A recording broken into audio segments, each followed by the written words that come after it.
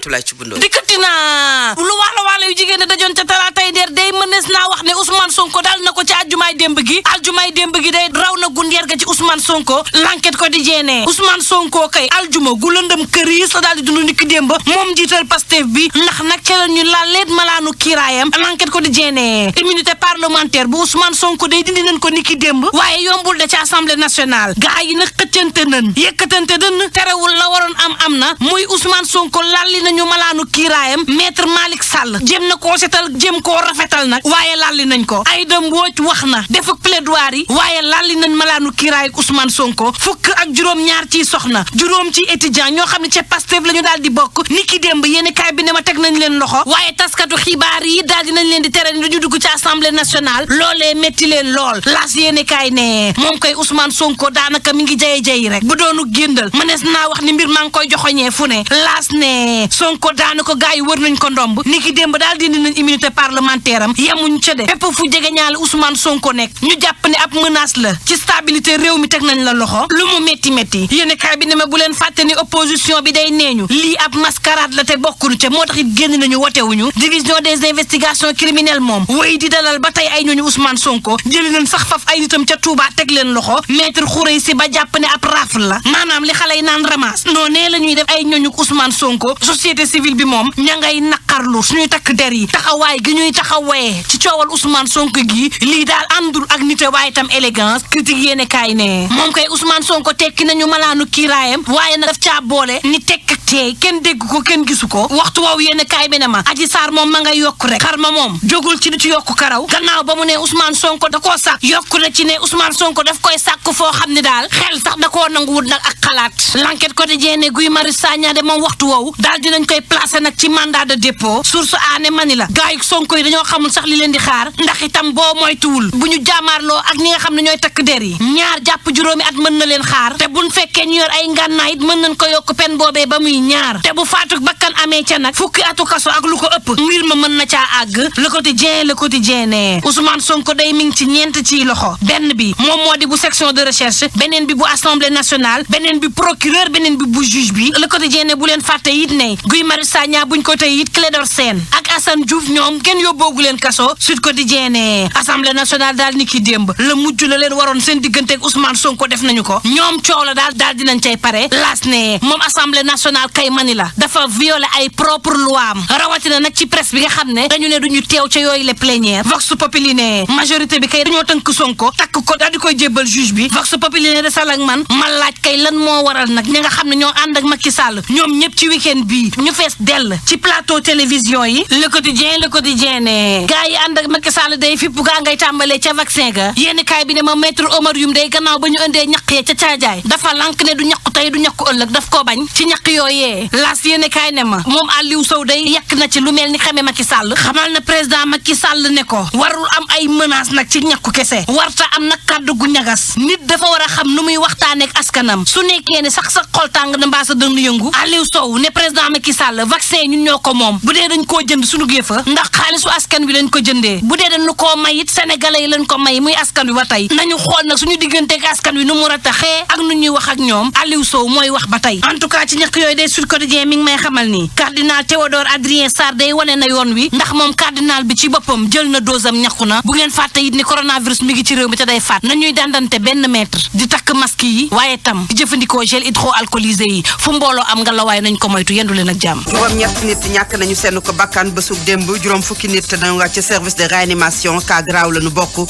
ministère bi ñu dénk wàllu santé action sociale moom moo ko daal di xamle lu toll ci ñaari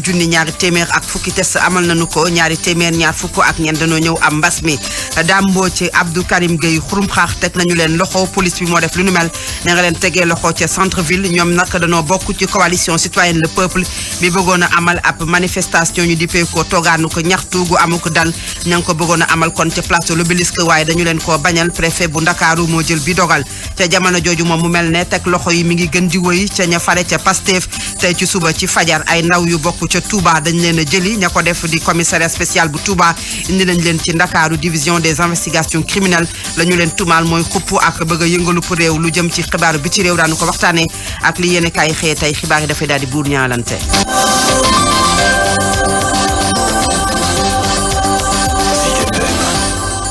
Fatou Abdou Ndiaye Fall moo nekk ci kaddu gi, Cheikh Anta Gaye moo féete ci xaale gi. daleen ak jàmm ci biir xibaar yi. ministère bu ñu dénk wàllu santé action sociale def na poñuk mbas mi ba suk tey ci ñaari téeméer ak fukki test la ñu amal. ñaari téeméer ak ñaar fukk ak ñeent am mbas mi bu ñu ko dee xayma juróom-ñeent fukk yi ak ñaar duñu leen ko wàll. téeméer fanweer ak ñaar dañu ko am xamuñu fa nu ko jëlee. juróom-ñetti nit ñàkk nañu seen ko bakkan. juróom fukki nit ñi ngi ci cas grave ba nekk ci service de réanimation. ñu déglu docteur Mamadou Ndiaye directeur de la prévention. ci ñaari junni ak ñaar téeméer ak fukki test yiñ def ñaar téeméer ak ñaar fukk ak ñeent ñoo ci positif yooyu am nañ ci juróom-ñeent fukk ak ñaar cas contact mooy ñu jot ci mbas mi fekk dañoo jaxasoo woon ak ñu yore doomu jàngoro ji. amuñ ci benn cas importé maanaam bu jóge bitim réew waaye am nañ ci téeméer ak fanweer ak ñaar ñi nga xam ne ñooñu dañ tuddee communautaire mooy ñu jot ci mbas mi fekk xamuñ fi ñu ko jëlee wala ki leen ko wàll. juróom fukki malade ñoo nekk réanimation juróom-ñett ñoo ñàkk seen bakkan ba su démb ajjuma ñaar fukki fan ak juróom-benn ci weeru février mi ñu nekk ñeneen ñi des hôpital ak ñi nga xam ne ñu leen topp ci biir kër yi ñu ngi am tan ci bésu tey dalee ko ci kaa bu njëkk ba Sénégal wëññi na fanweeri junni ak ñeent ak ñaar téeméer ak juróom fukk ak juróom ñi nga xam ne jot nañ ci doomu jàngoro ji.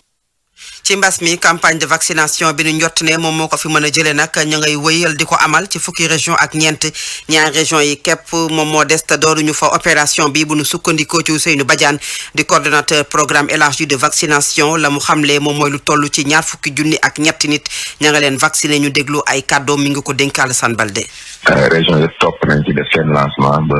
ñàkk yi tàmbali na ci Sénégal gi yëpp ba mu des région de Tamba et de Kédougou ndax ñoo comme ni ngeen ko xam ne dañoo nekkoon ci campagne yi fii ak jour ñu ngi door a pare semaine bi moo taxoon ñu dandal lancement bi ba altine dinaa suba incha allah moom la ñuy lancé bu ko defee fàcc yi dina matale si fukki région ak ñett yëpp ñu ñëw Sénégal donc depuis ñu commencé nag ci ñàkk ni ñuy ñàkk te booy xool démb ñàkk nañ 23 ñu personnes muy ñaar fukki junni ak ñett nit ñaar fukki junni ak ñett téeméeri nit ñoo xam ne ñu ñàkk ba mu nekkee. ñu des ak coordonnateur programme élargi de vaccination yi ne yàbbi ci topp gi ci ñi nga xam ne jot nañu leen a vacciné amul kenn koo xam ne nag wane nga ay rëq-rëq ci sa wàllu wér-gu-yaram bi ñu la vacciné ak léegi ñu déglu ko ba tey Ousseynou Badiane di coordonnateur programme élargi de vaccination. système ba li nga xamoon pharmacovigilance mooy système bi nga xam ne mooy saytu di xool ndax ay effet secondaire amul loolu système bu amoon la mais dañ ko dooleel pour gën a surveiller vaccin bi mais bañ commencé ñàkk ba léegi amaguñu benn effet secondaire li ñuy wax effet secondaire grave boo xam ne gisagum nañ ko ci ñi nga xam ne lii moom lañ jot a nekk. ñu wax ci leneen préfet bu Ndakaaru bañ na manifestation di ab toogaanu ñaxtu ci dal bu coalition citoyenne le peuple waroon amal tey ca place de l'indépendance li ko waral nag préfet bi nee noo joxuñu cër délai ñetti fan gi nga xam ne moo war a dox ci diggante ba ñu koy déposé ak bés ba ñu amal booba manifestation teg ca leneen lu ca tegu muy arrêté bu tukkee ci ministère bu ñu dénk wàllu kaaraange bi réew mi bañ bépp dajaloo ci région bu Ndakaaru ak région bu Thiès ndax mbas mi lu nu mel nag tax ba Dame Mbodj ak Abdou Karim Xurum Xax teg nañu leen loxo tey ci suba ba ñuy dem ne dañuy amal manifestation bi ña nga leen tegee loxo ci centre ville ay ndaw yu bokk ci Pastef ca Touba dañu leen a teg loxo ña ko def di commissariat spécial bu Touba ña nga xam ne ñoo fa ne ginnaaw bi nag indi nañu leen Ndakaaru division des investigations criminelles ñoom ñaar ñooñu kenn ki ci di wuyoo ci turu Ndiaye bëgg fàllu jiite commission organisation keneen ki di Serigne Damlo coordonnateur benn structure locale yu nekk foofa ca Pastef bu Touba ñoom nag dañoo wax ne dañoo fësal ay xibaar ci réseaux sociaux yi di woote fippu ngir nit ñi mën a wàcc ci mbedd mi manifester li ko waral di mbiri Ousmane Sonko ca loolu sax daanaka mu mel ne résistance bi nga xam ne di fippu bi Pastef les patriotes woote bi ngi tàmbali di nasax li ko waral mooy jigéen ñi am na ñuñ ca teg loxo étudiants yi waxi nopp ak ndaw ya nekk ca Mbàkke ñoom ñëpp nag ñu teg leen loxo ña ko def di division des investigations criminelles la ñu leen di toppee mooy bëgg a indi jiixi jaaxa ci ab réew ak woote fippu dañu ci ànd ak Evelyne Mandiouba. ñi farak Ousmane Sonko donte am nañu Pastef ngir aar ko mu bañ a dem wuyu ji yoon googu bàyyiwu leen ci dara li ko waral démb rek lu toll ci fukk ak juróom-ñaari soxna bokk Pastef teg nañ leen loxo ci buntu kër Ousmane Sonko ñu téye leen ca détention ba léegi ci ñoom mu bokk ci ki nga xamante ne ni moom moo jiite mouvement national lu jigéenu Pastef ca Mbàkke police ak waa dikk jëlee fa ñaari ndaw yu bokk ca Pastef yoo xam ni dañ leen a soupçonné ni dañ doon taxawal ak plan manifestation ca boobu plan ñu ci doon waaj taal ay këru kàngam yoo xamante ne ni bokk nañu ci Benno Bokk Yaakaar di yeewoo ca Mbàkke wala ca Touba. ci xibaar yi ñu ca jot ndaje yi ñu doon amal ngir mën a tëral seeni plan boobu la ñu ca wax moo daadee senn ba tokk ci nopp waa police ci ñaar ñooñu nga xam ni jëlee nañu leen démb Mbàkke andi leen fii nii ci Dakar danañ ci yokk juróomi étudiants yi nga xam ni jàpp nañu leen démb ca université Cheikh Anta Diop de Dakar ñu wax ni bañ leen di jàpp ñu ngi yoroon butéel bu sol essence ak ay ngànnaay.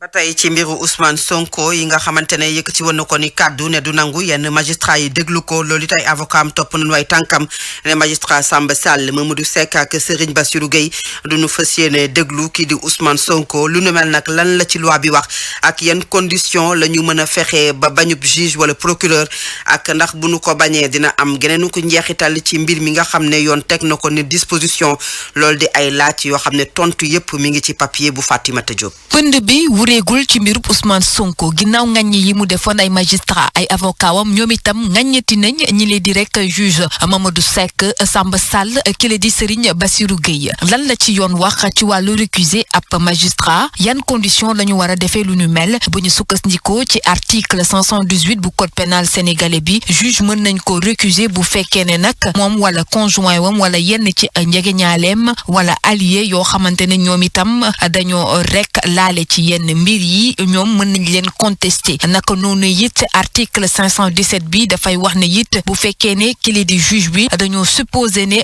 personne am dafay causer di ab récusation comme ni ko article 518 bi daal di waxee mën naa na absteniru ak autorisation bu président bu cour d'appel moom itam mën nañu ko remplacer ak beneen juge boo xamante ne njiitu juridiction boobu mu bokk moo koy tànn ndax procureur mën nañ ko récuser am déet article 519 bi daal ne déet magistrat bu ministère public bi kenn mënu ko récuser ndax moom itam mën naa absteniru comme ni ko rek condition yi mayee juge bi ci article 517 bi ak autorisation bu supérieur am. mbiri Adji Sarr Ousmane Sonko la ñuy des ba tey psychologue bi di Khalifa Diagne ma nga cay xamle ne ku moywul Ousmane Sonko bu ñu ko yóbboo mandat d'amener maanaam war koo jëli ci kawam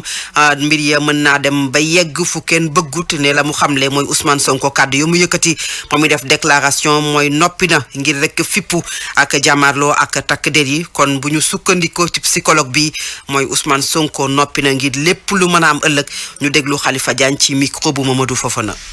moom yi mu wane bëggul ñu dem ci procès parce que jàpp na ni anam yi ñu koy defee du anam yu jaar yoon wóoluwul assemblée nationale bi wóoluwul justice bi te justice aussi dafa am détermination pour que mu am procès xam nga bu seetlu ne ministère de la justice saisir na assemblée nationale def ay réunion yu bëri ba simmi mbalaanu sutura mbalaanu kiiraayu Ousmane Sonko effort yooyu yëpp man jàpp naa ni justice defu ko pour taxawaat Ousmane Sonko aussi ci ni muy waxee parewul pour taxaw donc mu nekk ñaari position yoo xam ne bu ñu leen bàyyee position yu nar a mbëkkante bu metti la et buñ ci boolee li nga xam ne Ousmane Sonko wax na ko ne moom pour ñu jàpp ko il faut président Macky Sall takkal ay loxoom wala mu tilimal ko loolu nekk na loo xam ne am naa ci tiitaange bu rëy rëy et bu ma sañoon du ñu egg foofu. yéen a ngi taataan xibaar ci Zik FM benn waxtu tegal na fukki simili ak ñeent. ay junni pomme de terre ña nga daanaka ca zone des Niayes ku moywul mën na faa yàqu li ko waral di xëccoo bi dox ci diggante Sénégindia ak ñi nga xam ne ñooy bay pomme de terre nekk fii ci réew Sénégal société horticole bu indien boobu nag ñoom dañoo am jafe-jafe lool ak ñi nga xam ne ñoom ñoo koy bayee fii li ko waral mooy marché bi boo ko dee seet ñoom ñoo fa gën a bëri teg ci it seen njaay mel na mooy gën a gaaw a jar lu nu mel nag tax ba ñi nga xam ne ñooy producteur fekk baax ci réew Sénégal nee nañu nguur rek nag moom moo ci mën a indi pexe ci na mu gën a gaawee xool bu baax na muy organiser jaayuk Sénégindia gi ba ñoom seenu njaay mën a mucc waaye ñu mën ca am lu ñu def seenu ko gafa ba tax na producteur yooyu nekk ca Kayoor Notogu Jama ak Ganjol gis nañu ne ku moywul lii mën na leen a jural ay jafe-jafe ci seen wàllu ko production ki yor seenu kaddu di Modou Fall moom ñu déglu ko ci micro bu Mbaytal Xuma. li baykat yi war a def nañu ko andi nañu ko ci marché bi waaye ñu ngi tombe ak waa seen india yi nga xamante ni bii ñoom am nañu kartan am doole waaye état tamit di leen jàppale ci moyen ndax suñu doomu réew kat dañoo woote ci nañ bay dunde nu taxaw ci loolu kon bu ñu ñëwee di ñu dajeeg nun ci marché bi am na ñoo xam ne ñoom la ñuy interpellé nun ci joxoñ baaraamu tuuma ARM te nun ñaay bi ñoral nanu suñ bagage baa ngi nii mën nu koo jaay nu ngi taxaw jaaxle pomme de terre yi ñu ngi koy def ci ñax mi gis ngeen yi ñuy def ci saako yi gis ngeen yii nëpp loolu nag amuñu ci menn pexe moo xamante ni bi yaakaar nañ kenn mën na ko faj ku dul borom réew mi nga xamante ni bi moom lañ ci yaakaar nu taxaw ci waaye nu taxaw ci ministère yi nga xamante ni ñoom lañu booleeg noonu li ñu war a def ñu def ko. jóge ci mbay wax ci wàllug càmm ak jëriñ juñ dénk wàllug élevage ak production animale génnam bu njëkk ci région bu Saint-Louis moom nag ma ngay rafetlu jéego yoo xam ne def nañu ko ci mbir mu ni mel moom Ali Saleh Diop terewul ña nga xam ne ñoo nekk ca diwaanu Saint-Louis waxtaan na ak ñoom te naka la ñuy def ba gën a suqaliku ci wàllug càmm fexe it ba li nga xam ne duggoon na ci càmm gi di grippe aviaire génn ci réewug Sénégal ba faw dañuy dem ba Ndar Géej fekki fa Babacar Niang. jëwriñ bi jiite secteur élevage ak lépp lu jëm ci production animale gannaaw tournée bi mu amaloon ci région bi nag waxtaan na ak acteurs yi ci li ñu tuddee politique sectorielle waaye tamit saytu ay saafara ngir gën a mën a suqalewaat lépp lu jëm ci càmm gi Ali Saleh Diop. bi wareef la woon pour ñun ñu war a dem ci terrain bi ak ñi nga xam ne ñoom lañ seq ak liggéey bi ñu dem xamanteeg ñoom saafanteeg ñoom fa ñu nekk pour waxtaan ak ñoom waxtaan woo xam ne day jur la tax suba li nga xam ne le président Macky Sall ak sénégalais yi xaar nañ ko ci ñun ci wàllu élevage ñu mën koo matale def nañ ay visite ci terrain bi dem nañ Fass benn ferme boo xam ne sëñ Jéey moo ko yor di waxte sunu kontaan ba ñu gisee liggéey bu rafet ba nga xam ne def na ko foofu. jëm ci feebar bi dal ci ginaar yi ak yi ni mel ñu nemmeeku nag ay fan a ngi ni ci biir dëkk bi moom jëwriñ gi dalal na xel yi wax ni nag situation bi maîtriser nañ ko bu baax. ci fekkee ne ci grippe aviaire la moom dama bëgg sénégalais yëpp jàpp définitivement que ne suñ équipe yëpp lañ mobiliser dem fekk fa nga xam ne fa la feeñee fa la woon ci puut ñu njatamal ko fa boobu ba léegi nag yàlla ma ngi ñuy may génnaatut feneen loolu sénégalais yi